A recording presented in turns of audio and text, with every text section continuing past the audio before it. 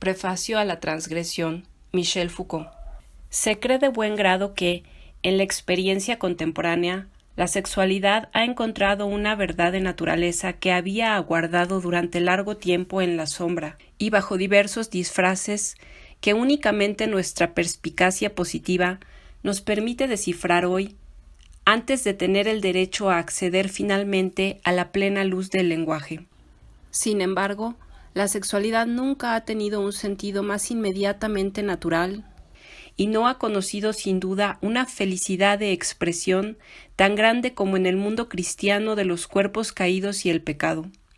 Toda una mística, toda una espiritualidad lo prueban, que no sabían separar las formas continuas del deseo, de la embriaguez, de la penetración, del éxtasis, del desahogo que desmaya. Sentían que todos esos movimientos se proseguían, sin interrupción ni límite, hasta el corazón de un amor divino del que eran la última expansión y la fuente misma también. Lo que caracteriza a la sexualidad moderna no es haber encontrado, de Sade a Freud, el lenguaje de su razón o de su naturaleza, sino el haber sido, y mediante la violencia de sus discursos, desnaturalizada, arrojada a un espacio vacío en el que no encuentra sino la forma delgada del límite y donde no tiene más allá ni prolongamiento sino en el frenesí que la rompe. No hemos liberado la sexualidad, sino que la hemos llevado exactamente hasta el límite de nuestra conciencia, ya que ella dicta finalmente la única lectura posible para nuestra conciencia de nuestra inconsciencia. Límite de la ley, ya que aparece como el único contenido absolutamente universal de lo prohibido. Límite de nuestro lenguaje, designa la línea de espuma de lo que se puede alcanzar apenas sobre la arena del silencio. No es, pues, mediante ella como nos comunicamos con el mundo ordenado y felizmente profano de los animales. Más bien se trata de una hendidura, no alrededor nuestro, para aislarnos o designarnos, sino para trazar el límite en nosotros y dibujarnos a nosotros mismos como límite. Podría decirse tal vez que reconstruye en un mundo en el que ya no hay objetos, ni seres, ni espacios a profanar, la única partición que todavía es posible. No porque ofrezca nuevos contenidos para gestos milenarios, sino porque autoriza una profanación sin objeto, una profanación vacía y replegada sobre sí, cuyos instrumentos no se dirigen a ninguna otra cosa sino a sí mismos. Ahora bien, una profanación en un mundo que ya no reconoce ningún sentido positivo a lo sagrado, ¿acaso no es lo que aproximadamente podría llamarse la transgresión? Está en el espacio que nuestra cultura da a nuestros gestos y a nuestro lenguaje. Prescribe no la única manera de encontrar lo sagrado en su contenido inmediato, sino de recomponerlo en su forma vacía, en su ausencia convertida por ello mismo en resplandeciente.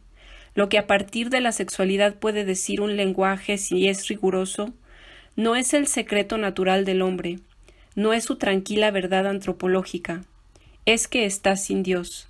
La palabra que hemos dado a la sexualidad es contemporánea por el tiempo y la estructura de aquella por la cual nos anunciamos a nosotros mismos que Dios había muerto. El lenguaje de la sexualidad, al cual Sade, desde que pronunció sus primeras palabras, hizo recorrer en un solo discurso todo el espacio del que se iba convirtiendo de repente en soberano. Nos ha izado hasta una noche en la que Dios está ausente y en la que todos nuestros gestos se dirigen a esta ausencia con una profanación que a la vez la designa, la conjura, se agota en ella y se encuentra conducido por ella a su vacía pureza de transgresión. Está claro que existe una sexualidad moderna. Es la que, manteniendo sobre sí misma y en su superficie el discurso de una animalidad natural y sólida, se dirige obscuramente a la ausencia, a ese lugar elevado en el que Bataille dispuso, para una noche que está lejos de acabarse, los personajes de Eponina. Cita: en esta calma tensa, a través de los vapores de mi embriaguez, me pareció que el viento animaba, un largo silencio emanaba de la inmensidad del cielo. El cura se arrodilló suavemente, cantó de un modo aterrador, lentamente como a una muerte. El gemido de esta melodía voluptuosa resultaba bien equívoco. Confesaba curiosamente la angustia ante las delicias de la desnudez. El cura debía vencernos negándose, y el mismo esfuerzo de su intento por sustraerse lo afirmaba aún más. La belleza de su canto en el silencio del cielo le encerraba en la soledad de una delectación morosa. Me sentía elevado de este modo en mi calma, por una feliz aclamación infinita, pero próxima ya al olvido. En el momento en el que ella vio al cura, saliendo visiblemente del sueño en el que permanecía aturdida, Eponina se puso a reír y tan rápido que la risa la zarandeó. Se giró y, apoyada en la balaustrada, apareció agitada como un niño. Reía con la cabeza en las manos y el cura, que había interrumpido un cloqueo mal ahogado, no levantó la cabeza con los brazos en alto, sino ante un trasero desnudo. El viento había levantado el abrigo que en el momento en el que la risa la había vencido, ella no había conseguido mantener cerrado. Tal vez la importancia de la sexualidad en nuestra cultura, el hecho de que desde Sade haya estado tan frecuentemente ligada a las decisiones más profundas de nuestro lenguaje, tenga que ver precisamente con este vínculo que la liga a la muerte de Dios. Muerte que no hay que entender en absoluto como el fin de su reinado histórico, ni como la constatación finalmente liberada de su inexistencia, sino como el espacio desde ahora constante de nuestra experiencia. La muerte de Dios, quitándole a nuestra existencia el límite de lo ilimitado, la conduce a una experiencia en la que nada puede anunciar ya la exterioridad del ser, a una experiencia por consiguiente interior y soberana, pero una experiencia tal en la que la muerte de Dios estalla, descubre como su secreto y su luz, su propia finitud, el reino ilimitado del límite, el vacío de ese umbral donde desfallece y falta. En este sentido, la experiencia interior es enteramente la experiencia de lo imposible, siendo lo imposible aquello de lo que se hace experiencia y lo que la constituye. La muerte de Dios no ha sido sólo el acontecimiento que suscitó la experiencia contemporánea bajo la forma que conocemos. Dibuja indefinidamente su gran nervadura esquelética. Bataille sabía qué posibilidades de pensamiento podía abrir esta muerte, y también con qué imposibilidad comprometía al pensamiento. En efecto, ¿qué quiere decir la muerte de Dios sino una extraña solidaridad entre su existencia que estalla y el gesto que la mata? Pero, ¿qué quiere decir matar a Dios si no existe? Matar a Dios que no existe. Quizá a la vez matar a Dios porque no existe y para que no exista. Y es la risa. Matar a Dios para liberar a la existencia de esa existencia que la limita, pero también para conducirla a los límites que borra esa existencia ilimitada, el sacrificio. Matar a Dios para conducirlo a esa nada que es y para manifestar su existencia en corazón de una luz que la hace flamear como una presencia, es el éxtasis. Matar a Dios para perder el lenguaje en una noche ensordecedora, porque esta herida debe hacerle sangrar hasta que brote un inmenso aleluya perdido en el silencio sin fin. Es la comunicación. La muerte de Dios no nos restituye a un mundo limitado y positivo, sino a un mundo que se despliega en la experiencia del límite, que se hace y se deshace en el exceso que lo transgrede. Sin duda, es el exceso el que descubre, ligadas a una misma experiencia, la sexualidad y la muerte de Dios, o incluso el que nos muestra, como en el más incongruente de todos los libros, que Dios es una mujer pública. Y en esta medida el pensamiento de Dios y el pensamiento de la sexualidad, a partir de Sade sin duda, pero nunca hoy con tanta insistencia y dificultad como en Bataille, se encuentran ligados en una forma común. Y si hubiera que dar, por oposición a la sexualidad, un sentido preciso al erotismo, sería sin duda una experiencia de la sexualidad que liga por sí misma la superación del límite con la muerte de Dios. Cita: lo que el misticismo no pudo decir, en el momento de decirlo desfallece, el erotismo lo dice. Dios no es nada si no es la superación de Dios en todos los sentidos del ser vulgar, en el del horror y la impureza. Finalmente, en el sentido de nada. De este modo, en el fondo de la sexualidad, de su movimiento que nunca nada limita, porque es desde su origen y en su totalidad encuentro constante con el límite, y de ese discurso sobre Dios que Occidente ha mantenido durante largo tiempo, sin darse cuenta claramente que no podemos añadir al lenguaje impunemente una palabra que supere a todas las palabras y que estemos colocados por ella en el límite de todo lenguaje posible. Una experiencia singular se dibuja, la de la transgresión. Tal vez un día se presentará como tan decisiva para nuestra cultura, tan hundida en su suelo como lo fue antaño para el pensamiento dialéctico la experiencia de la contradicción. Pero a pesar de tantos signos dispersos, está casi enteramente por nacer el lenguaje en el que la transgresión encontrará su espacio y su ser iluminado. De un lenguaje tal es posible sin duda encontrar en Bataille los leños calcinados, la ceniza prometedora. La transgresión es un gesto que concierne al límite. Ahí es donde, en la delgadez de esa línea, se manifiesta el resplandor de su paso, y tal vez también su trayectoria en su totalidad, su origen mismo. El trazo que cruza muy bien podría ser todo su espacio. El juego de los límites y de la transgresión parece estar regido por una obstinación simple. La transgresión franquea y no deja de volver a franquear una línea que, a su espalda, enseguida se cierra en una ola de poca memoria, retrocediendo de este modo otra vez hasta el horizonte de lo infranqueable. Pero este juego pone en juego algo más que estos elementos. Los sitúa en una incertidumbre, en unas certidumbres inmediatamente invertidas donde el pensamiento se traba rápidamente al querérselas captar.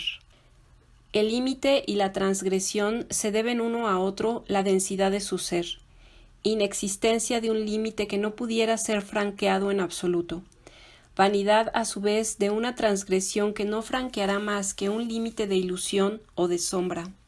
Pero, ¿tiene el límite una existencia verdadera fuera del gesto que gloriosamente lo atraviesa y lo niega? ¿Qué sería después? ¿Y qué podría ser antes? ¿Acaso la transgresión no agota todo lo que es en el instante en que franquea el límite, no existiendo en ningún otro lugar sino en ese punto del tiempo? Ahora bien, ese punto, ese extraño cruce de seres que no existen fuera de él, sino que intercambian en él totalmente lo que son, ¿no es también todo lo que, por todos lados, lo desborda? Actúa como una glorificación de lo que excluye. El límite se abre violentamente sobre lo ilimitado, se encuentra repentinamente arrastrado por el contenido de lo que niega, y consumado por esa plenitud extraña que le invade hasta el corazón. La transgresión lleva el límite hasta el límite de su ser.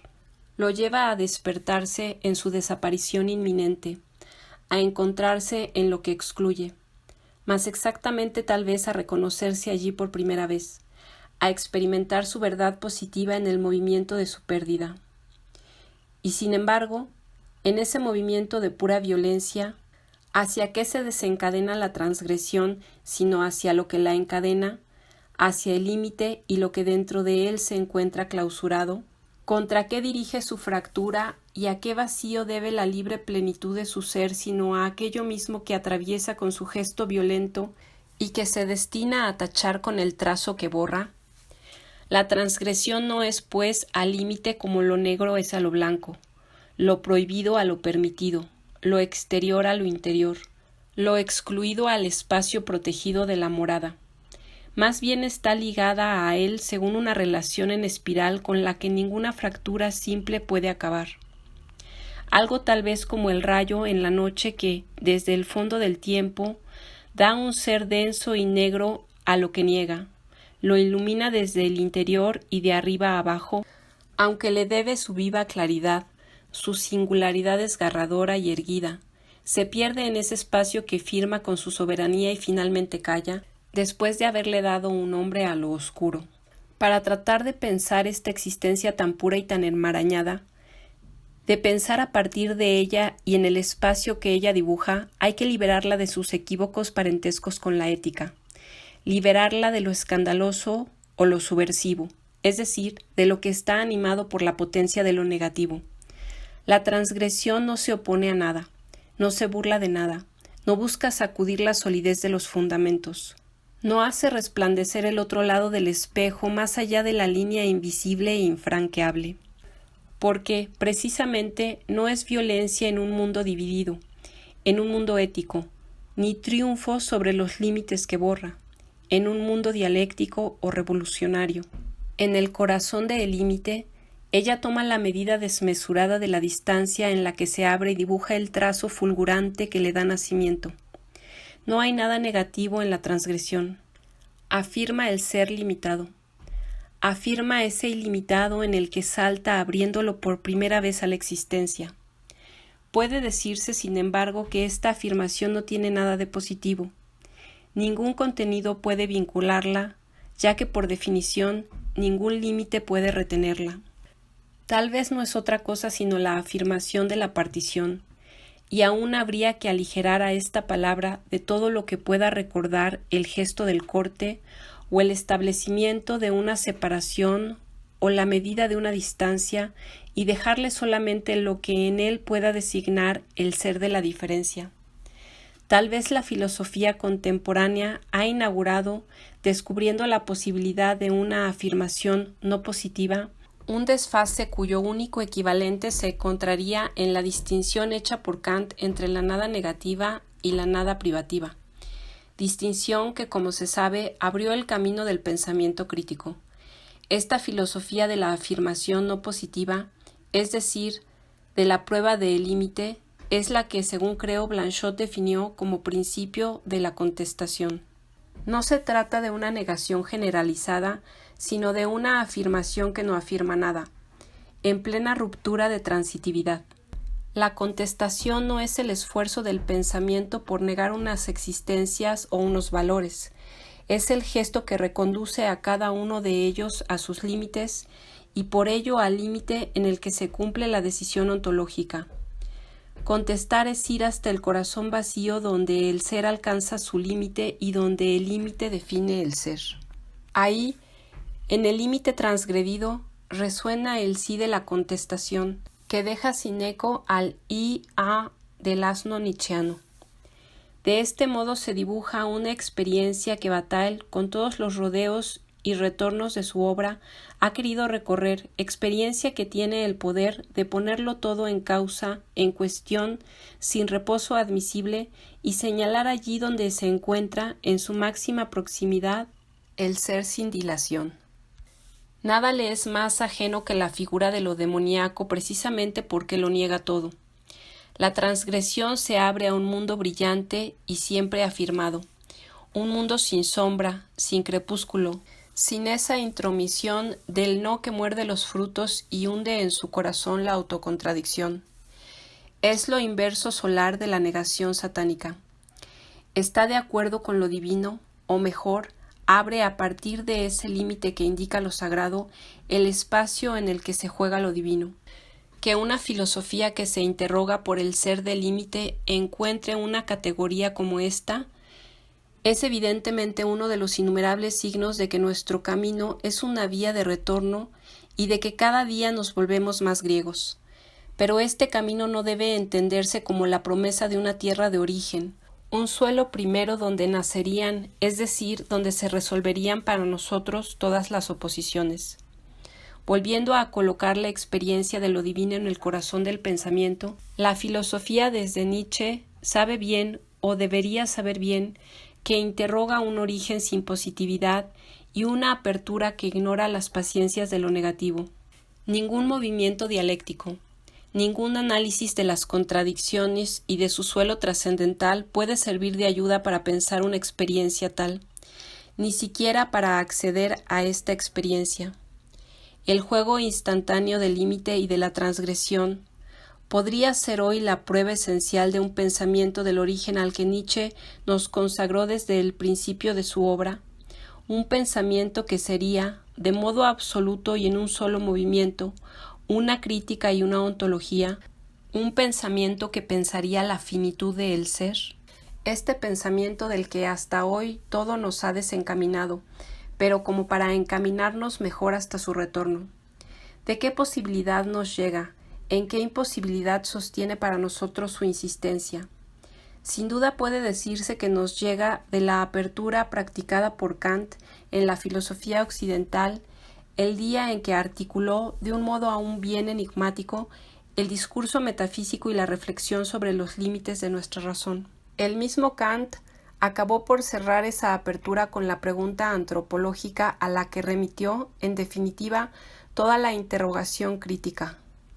Y sin duda se entendió así en adelante como una prórroga concedida indefinidamente a la metafísica, porque la dialéctica sustituyó el cuestionamiento del ser y del límite por el juego de la contradicción y de la totalidad.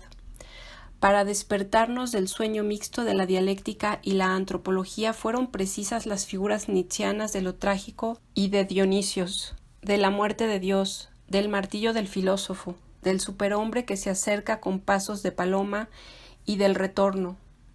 Pero, ¿por qué el lenguaje discursivo se encuentra hoy tan desarmado cuando se trata de mantener presente estas figuras y de mantenerse en ellas?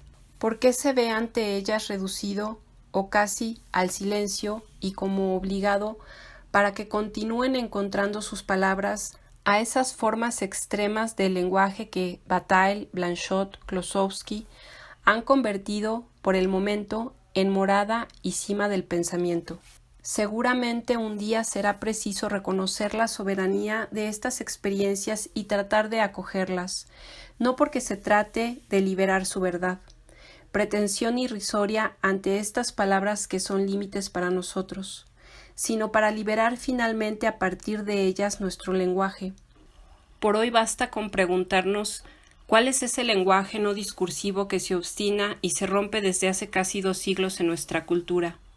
¿De dónde viene este lenguaje que no está acabado ni es sin duda dueño de sí, aunque para nosotros sea soberano y nos domine desde lo alto, inmovilizándose a veces en escenas a las que se suele llamar eróticas y volatilizándose repentinamente en una turbulencia filosófica en la que parece perder hasta su suelo? La distribución del discurso filosófico y del cuadro en la obra de Sade obedece sin duda a unas leyes de arquitectura compleja. Es bien probable que las reglas simples de la alternancia, de la continuidad o del contraste temático sean insuficientes para definir el espacio del lenguaje donde se articula lo que se muestra y lo que se demuestra, donde se encadenan el orden de las razones y el orden de los placeres, donde se sitúan sobre todos los sujetos en el movimiento de los discursos y en la constelación de los cuerpos.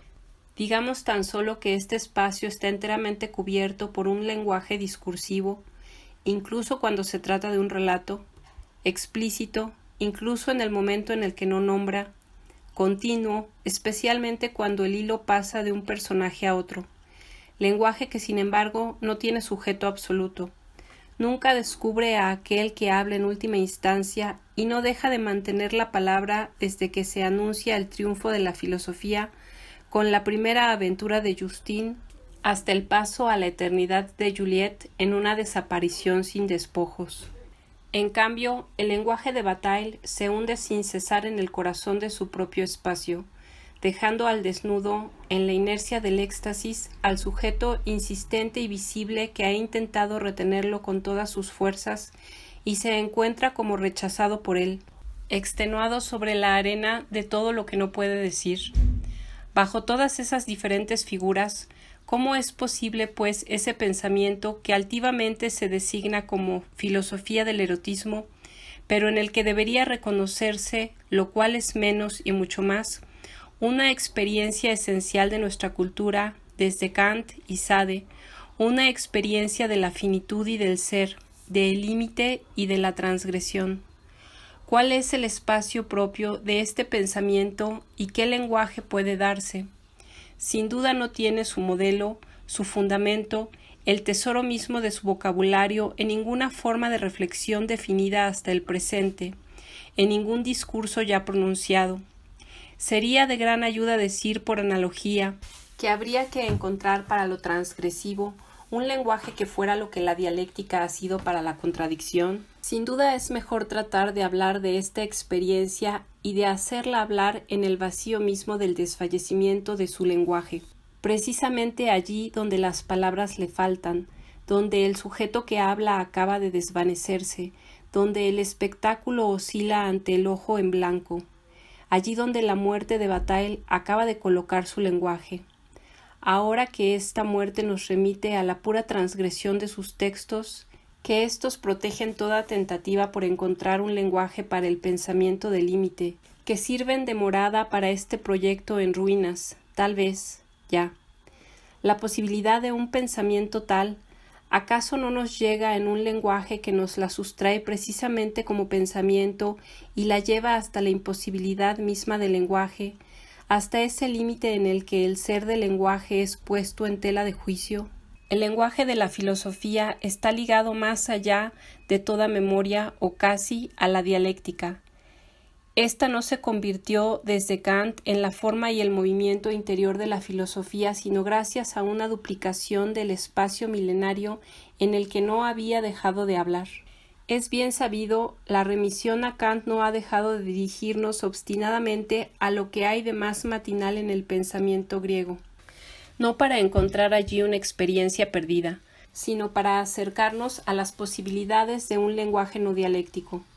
La edad de los comentarios a la que pertenecemos, esa duplicación histórica de la que parece que no podamos escapar, no indica la velocidad de nuestro lenguaje en un campo que ya no tiene objeto filosófico nuevo, y que sin cesar hay que repasar con una mirada olvidadiza y siempre rejuvenecida, sino más bien el apuro, el mutismo profundo de un lenguaje filosófico al que la novedad de su dominio ha expulsado de su elemento natural, de su dialéctica original. No es por haber perdido su objeto propio o la frescura de su experiencia, sino por haber sido desposeído repentinamente de un lenguaje que le es históricamente natural, por lo que la filosofía de nuestros días se experimenta como un desierto múltiple. No se trata del fin de la filosofía, sino de que la filosofía no puede recobrar la palabra y recobrarse en ella si no es sobre los bordes de sus límites. En un metalenguaje purificado o en el espesor de palabras encerradas en su noche, en su verdad ciega. Esta distancia prodigiosa, donde se manifiesta nuestra dispersión filosófica, da la medida, más que de un desconcierto, de una profunda coherencia. Esta desviación, esta incompatibilidad real es la distancia desde el fondo de la cual la filosofía nos habla. Es en ella donde hay que depositar nuestra atención, pero de una ausencia como esta, ¿qué lenguaje puede nacer? Y sobre todo, ¿cuál es entonces ese filósofo que toma la palabra? ¿Qué es de nosotros cuando, desintoxicados, nos enteramos de lo que somos, perdidos entre charlatanes, en una noche donde no podemos sino odiar la apariencia de luz que viene de las charlatanerías? En un lenguaje desdialectizado, en el corazón de lo que dice, pero también en la raíz de su posibilidad, el filósofo sabe que no lo somos todo, pero aprende que el filósofo mismo no habita la totalidad de su lenguaje como un Dios secreto y omniparlante. Descubre que hay junto a él un lenguaje que habla y del que no es dueño, un lenguaje que se esfuerza, que fracasa y se calla y al que ya no puede mover, un lenguaje que él mismo habló antaño y que ahora se ha separado de él y gravita en un espacio cada vez más silencioso. Y sobre todo descubre que en el momento mismo de hablar no está siempre instalado en el interior del lenguaje del mismo modo, y que en el lugar del sujeto hablante de la filosofía, cuya identidad evidente y charlatana nadie había puesto en tela de juicio, desde Platón hasta Nietzsche, se ha abierto un vacío en el que se ligan y se desanudan, se combinan y se excluyen una multiplicidad de sujetos hablantes. Desde las lecciones sobre Homero hasta los gritos de loco en las calles de Turín, ¿quién ha hablado pues este lenguaje continuo, tan obstinadamente el mismo? ¿El viajero o su sombra? ¿El filósofo o el primero de los no filósofos? ¿Zaratustra, su simio o ya el superhombre? ¿Dionisios, Cristo, sus figuras reconciliadas o finalmente este hombre de aquí? El hundimiento de la subjetividad filosófica su dispersión en el interior de un lenguaje que la desposee, pero que la multiplica en el espacio de su vacío, es probablemente una de las estructuras fundamentales del pensamiento contemporáneo. De nuevo, no se trata de un fin de la filosofía, sino más bien del fin del filósofo como forma soberana y primera del lenguaje filosófico. Y tal vez a todos los que se esfuerzan por mantener ante todo la unidad de la función gramatical del filósofo, al precio de la coherencia, de la existencia misma del lenguaje filosófico, se les podría oponer la empresa ejemplar de Bataille, que no ha dejado de romper en sí mismo con obstinación la soberanía del sujeto que filosofa. En esa medida, su lenguaje y su experiencia fueron su suplicio, descuartizamiento primero y reflexivo de lo que habla en el lenguaje filosófico, dispersión de estrellas que contornean una noche mediana para dar nacimiento en ella a unas palabras sin voz, como un rebaño expulsado por un pastor infinito. El cabrilleo valante que somos huiría sin fin del horror de una reducción del ser a la totalidad. Esta fractura del sujeto filosófico no sólo se ha hecho evidente por la yuxtaposición de obras novelescas y textos de reflexión en el lenguaje de nuestro pensamiento. La obra de Bataille la muestra de mucho más cerca, en un perpetuo tránsito a diferentes niveles de habla, mediante un desprendimiento sistemático respecto del yo que acaba de tomar la palabra, presto a desplegarla y a instalarse en ella. Desprendimiento en el tiempo. Escribía esto, o también, volviendo hacia atrás, si rehago ese camino. Desprendimientos en la distancia entre la palabra y aquel que habla. Diario, carnes, poemas, relatos, meditaciones, discursos demostrativos. Desprendimientos interiores a la soberanía que piensa y escribe. Libros, textos anónimos, prefacios a sus propios libros, notas añadidas. Y es en el corazón de esta desaparición del sujeto filosófico donde el lenguaje filosófico avanza como en su laberinto, no para encontrarse con él, sino para experimentar, y mediante el lenguaje mismo, su pérdida hasta el límite, es decir, hasta esa abertura en la que surgió su ser, pero ya perdido, enteramente extendido fuera de sí mismo, vaciado de sí hasta el vacío absoluto, abertura que es la comunicación. Cita: en este momento la elaboración ya no es necesaria. Inmediatamente y a partir del mismo arrobo entro de nuevo en la noche del niño perdido, en la angustia para volver luego al arrobo, y de este modo sin otro fin más que el agotamiento, sin otra posibilidad de detención más que el desfallecimiento. Es la alegría suplicante. Es la inversa exacta del movimiento que ha sostenido, desde Sócrates sin duda, la sabiduría occidental. A esta sabiduría del lenguaje filosófico le prometía la unidad serena de una subjetividad que en él triunfaría, habiéndose constituido enteramente por él y a través de él.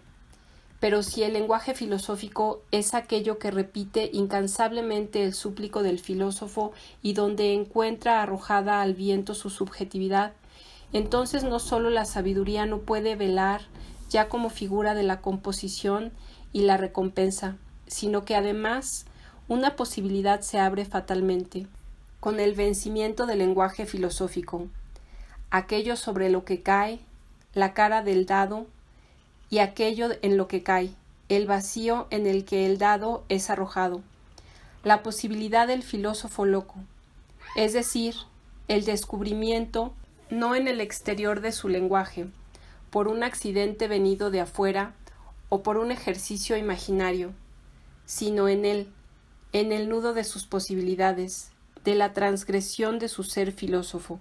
Lenguaje no dialéctico de límite, que no se despliega sino en la transgresión de aquel que lo habla. El juego de la transgresión y del ser es constitutivo del lenguaje filosófico que lo reproduce y sin duda lo produce. Así, este lenguaje de peñascos, este lenguaje inesquivable al cual ruptura, declive, perfil desgarrado le son esenciales, es un lenguaje circular que remite a sí mismo y se repliega en una interrogación de sus límites. como si no fuera otra cosa sino un pequeño globo de noche del que brota una extraña luz, que designa el vacío de donde viene y al que dirige fatalmente todo lo que ilumina y toca.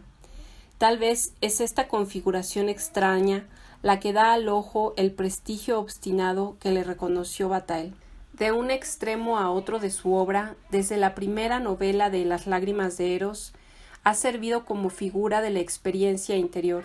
Cita: cuando suavemente solícito, en el corazón mismo de la angustia, un absurdo extraño, un ojo se abre en la cima, en medio de mi cráneo.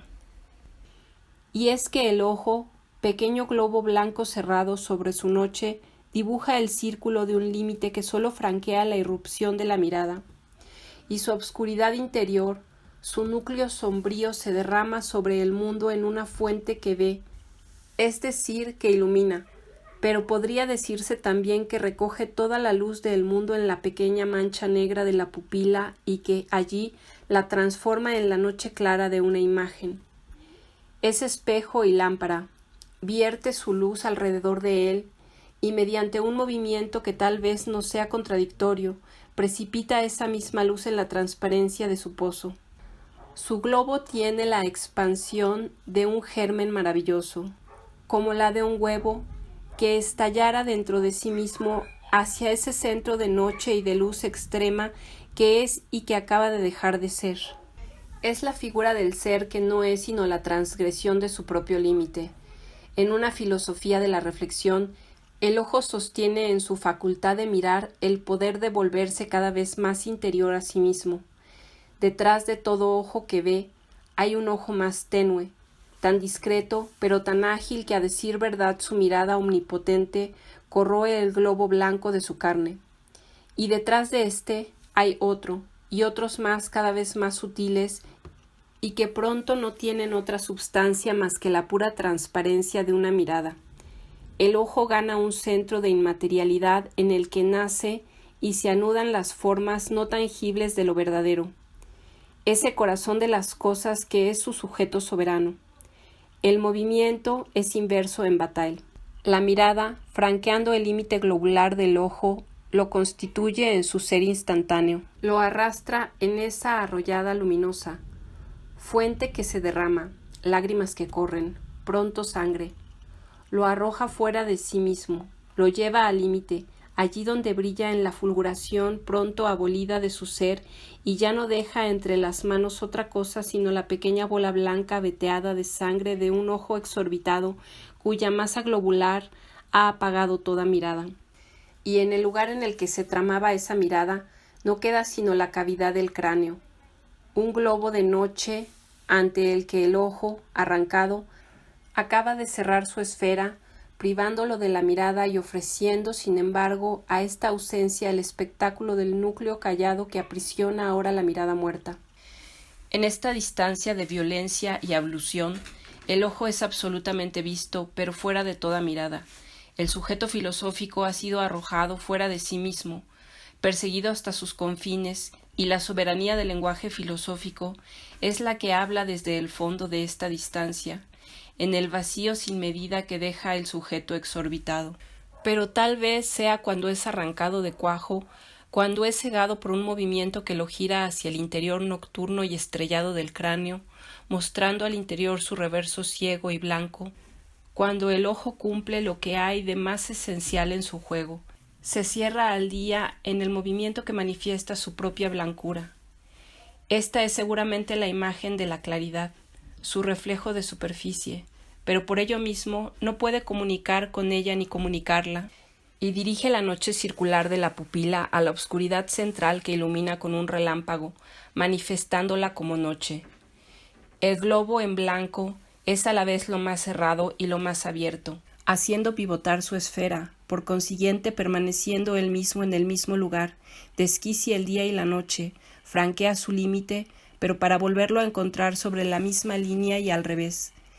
Y la semiesfera blanca que aparece un momento allí donde se abría la pupila es como el ser del ojo cuando franquea el límite de su propia mirada, cuando transgrede esta apertura al día por la que se definía la transgresión de toda mirada. Cita: Si el hombre no cerrara soberanamente los ojos, acabaría por no ver lo que merece la pena de ser mirado. Pero lo que merece ser mirado no es ningún secreto interior, ningún otro mundo más nocturno. Arrancado al lugar de su mirada, girado hacia su órbita, el ojo ya no derrama ahora su luz sino hacia la cavidad del hueso.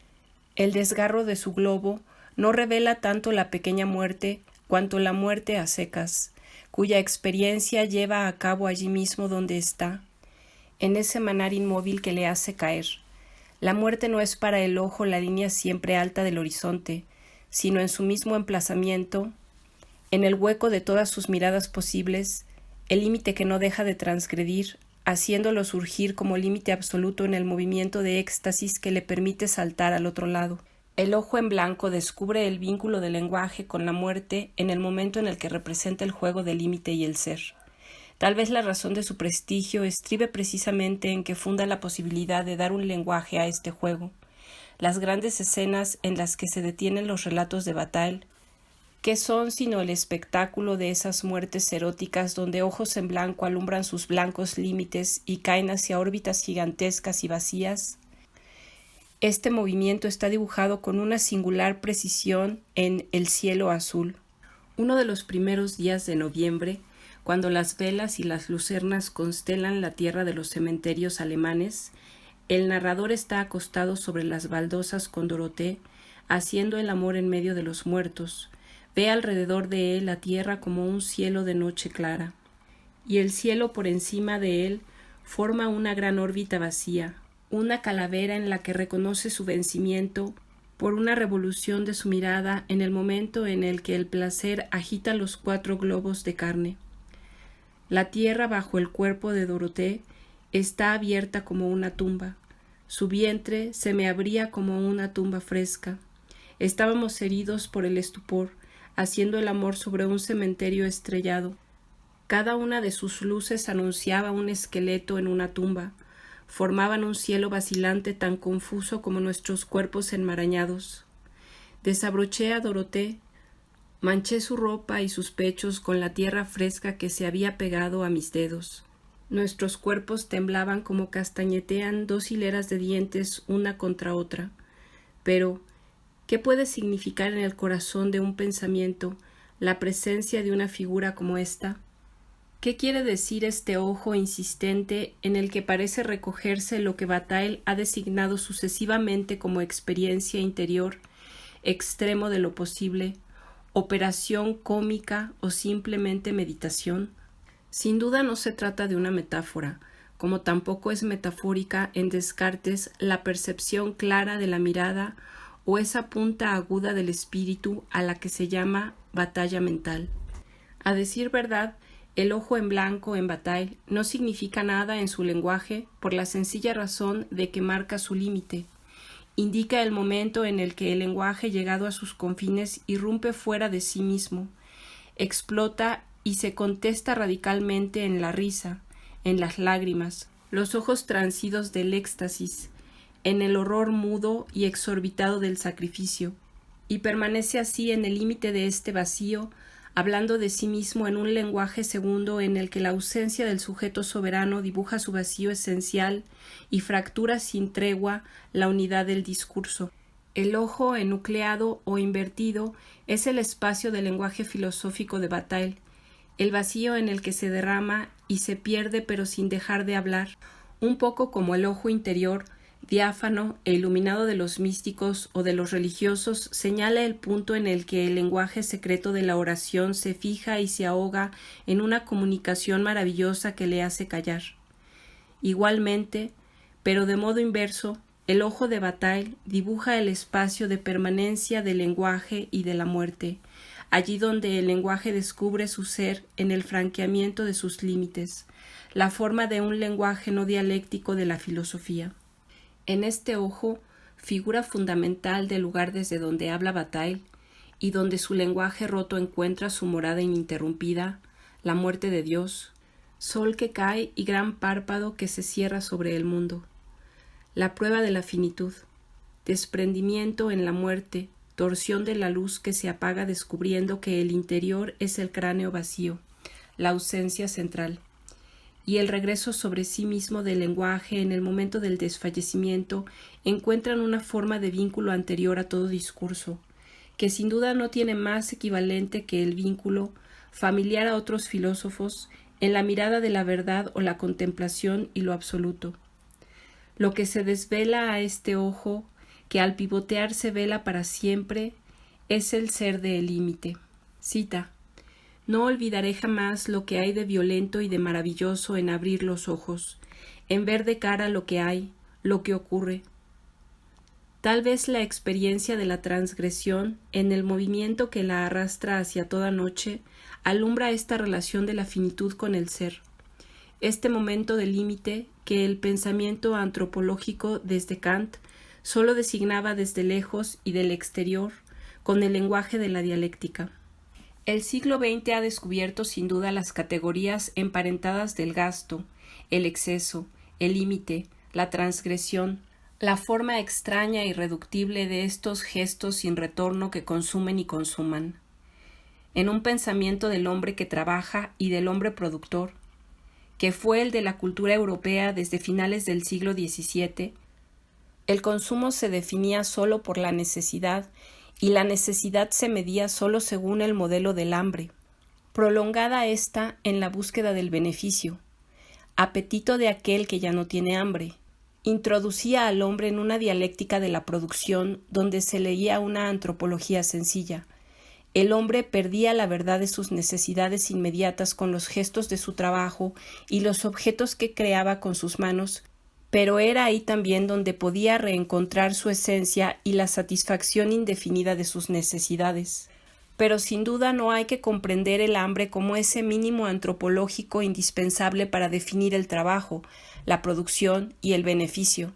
Sin duda la necesidad tiene un estatuto muy diferente o por lo menos obedece a un régimen cuyas leyes son irreductibles a una dialéctica de la producción. El descubrimiento de la sexualidad, el cielo de la irrealidad indefinida en el que Sade, de entrada, la colocó, las formas sistemáticas de lo prohibido donde ahora sabemos que está presa, la transgresión cuyo objeto e instrumento es en todas las culturas, indican de un modo bastante terminante la imposibilidad de imponerle a la experiencia mayor que constituye para nosotros un lenguaje milenario como el de la dialéctica.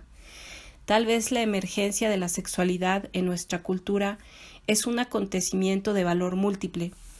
Está vinculada con la muerte de Dios y con ese vacío ontológico que ésta ha dejado en los límites de nuestro pensamiento. Está vinculada también con la aparición aún sorda y vacilante de una forma de pensamiento en el que la interrogación sobre el límite sustituye a la búsqueda de la totalidad y donde el gesto de la transgresión reemplaza al movimiento de las contradicciones.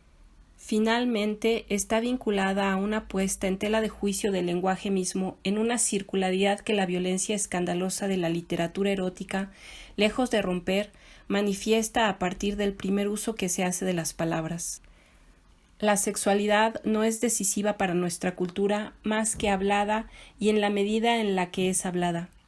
No es nuestro lenguaje el que ha sido, desde hace casi 2 siglos, erotizado. Es nuestra sexualidad la que desde Sade y la muerte de Dios ha sido absorbida en un universo de lenguaje, desnaturalizada por él, colocada por él en ese vacío donde establece su soberanía y donde sin cesar pone, como ley, unos límites que transgrede. En este sentido, la aparición de la sexualidad como problema fundamental señala el desplazamiento de una filosofía del hombre que trabaja a una filosofía del ser hablante, y al igual como la filosofía durante largo tiempo ha sido segunda respecto del saber y del trabajo, hay que admitir, no en tanto que crisis, sino como estructura esencial, que ahora es segunda respecto del lenguaje. Segunda no quiere decir necesariamente que esté consagrada a la repetición o al comentario, sino que hace la experiencia de sí misma y de sus límites en el lenguaje y en esta transgresión del lenguaje que la conduce, como condujo a Bataille, al desfallecimiento del sujeto hablante. Desde el día en que nuestra sexualidad se puso a hablar y a ser hablada, el lenguaje dejó de ser el momento del desvelamiento de lo infinito. Es en su espesor donde en adelante hacemos la experiencia de la finitud y del ser. Es en su morada obscura donde encontramos la ausencia de Dios y nuestra muerte, los límites y su transgresión. Pero quizá ella se ilumina para aquellos que finalmente han liberado su pensamiento de todo lenguaje dialéctico, como se iluminó y más de una vez para Bataille en el momento en el que experimentó, en el corazón de la noche, la pérdida de su lenguaje. Cita: «Lo que llamo la noche difiere de la oscuridad del pensamiento. La noche tiene la violencia de la luz. La noche es en sí misma la juventud y la embriaguez del pensamiento». Vergüenza del habla, en el que se encuentra presa nuestra filosofía y del que Bataille recorrió todas las dimensiones, tal vez no sea esa pérdida del lenguaje que el fin de la dialéctica parecía indicar. Es más bien el hundimiento mismo de la experiencia filosófica en el lenguaje y el descubrimiento de que es en él y en el movimiento por el que dice lo que no puede ser dicho donde se cumple una experiencia de límite que la filosofía ahora está obligada a pensar. Tal vez define el espacio de una experiencia en la que el sujeto que habla, en lugar de expresarse, se expone, va al encuentro de su propia finitud y bajo cada palabra se ve remitido a su propia muerte. Un espacio que haría de toda obra uno de esos gestos de tauromaquia de los que hablaba Leiris, pensando en sí mismo, pero sin duda también en Bataille. En todo caso, es en la página en blanco de la arena, ojo gigantesco, donde Bataille hizo esta experiencia, esencial para él y característica de todo su lenguaje, de que la muerte comunicaba con la comunicación y que el ojo arrancado, esfera blanca y muda, podía convertirse en un germen violento en la noche del cuerpo y volver presente esa ausencia de la que la sexualidad no ha dejado de hablar y a partir de la cual ella no ha dejado de hablar. En el momento en el que el cuerno del toro, cuchillo resplandeciente que trae la noche en un movimiento exactamente contrario a la luz que sale de la noche del ojo, se hunde en la órbita del torero al que ciega y mata. Simonet hace ese gesto que ya conocemos y traga un germen pálido y desollado, restituyendo a su noche originaria la gran virilidad luminosa con la que ha acabado su asesinato. El ojo es devuelto a su noche. El globo de la arena se vuelve blanco y cae, pero es precisamente el momento en el que el ser aparece sin dilación y donde el gesto que franquea los límites toca la ausencia misma. Cita: «Dos globos del mismo color y consistencia se habían animado con movimientos contrarios y simultáneos. Un testículo blanco de toro había penetrado la carne negra y rosa de Simonet. Un ojo había salido de la cabeza de un joven. Esta coincidencia, vinculada hasta la muerte con una especie de licuefacción urinaria del cielo, me devolvió por un momento a Marcela. Me pareció, en ese inacible instante, que la tocaba».